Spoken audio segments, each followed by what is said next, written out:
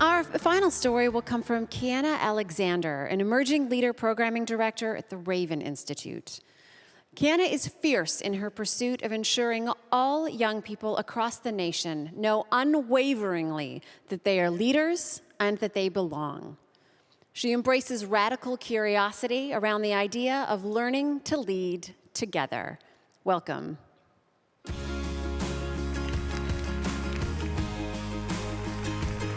Hello. I see a world where every young person across these lands feels like they belong. Feels like they belong in their bodies, in their homes, in their schools, running for office, getting their PhD, becoming an artist, a healer, a teacher, a creator, becoming exactly who they're meant to be. Tansei Kiawao, hello to you all. My name is Kiana Alexander, and I'm a proud urban Métis woman with homelands rooted in Fort Chipewyan, northern Alberta, from the Fraser family on my mother's side, and a mixed European ancestry from the Alexander family on my father's side. But I've had the privilege to be born and grow up here on the unceded, ancestral, and sacred territories of the Musqueam, Squamish, and Tsleil-Waututh peoples.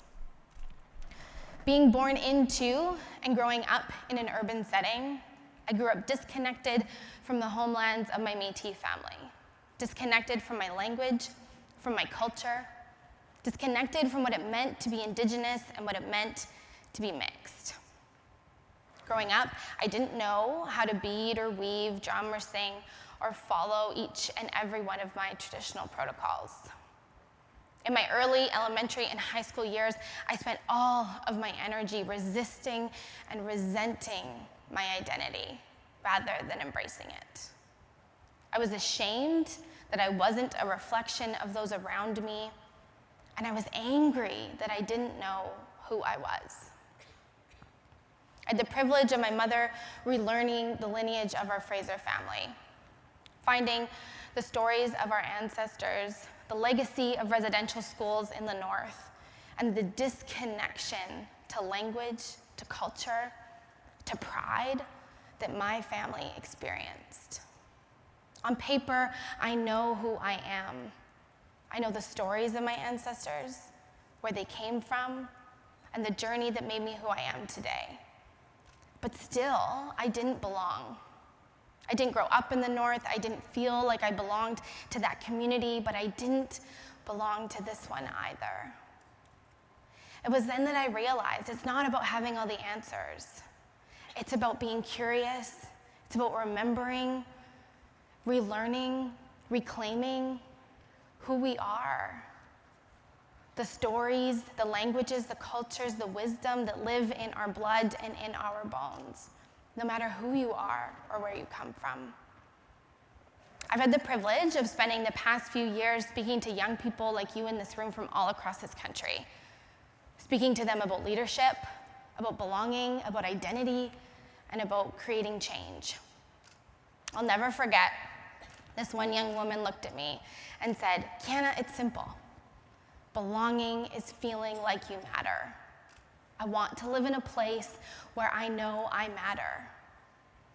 This young woman lives in a place where living with reciprocity with the land and resilience is woven into her blood.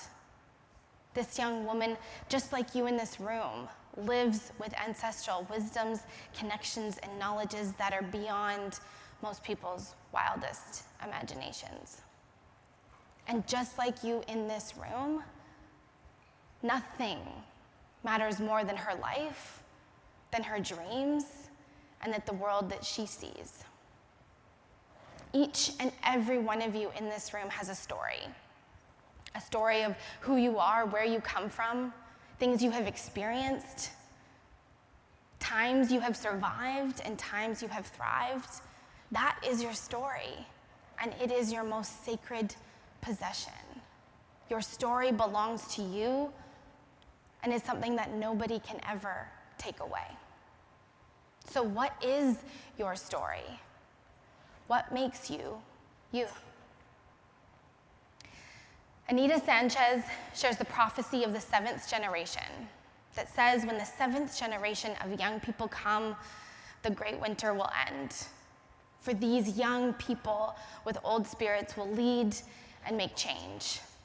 A reuniting with each other and Mother Earth will happen. And I say that the 7th generation of young people are here. You are in this room, and you are more creative, collaborative, and innovative than ever before.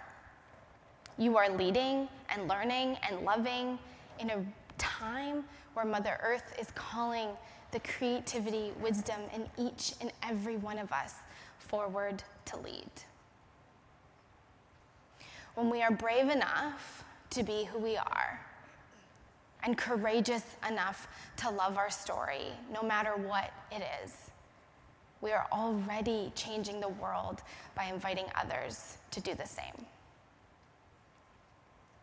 I see a world where every young person across these lands feels like they belong. A world where every young person, like each of you in this room, are becoming exactly who they're meant to be. I'll leave you with this. To each and every one of you in this room, this time in history belongs to you.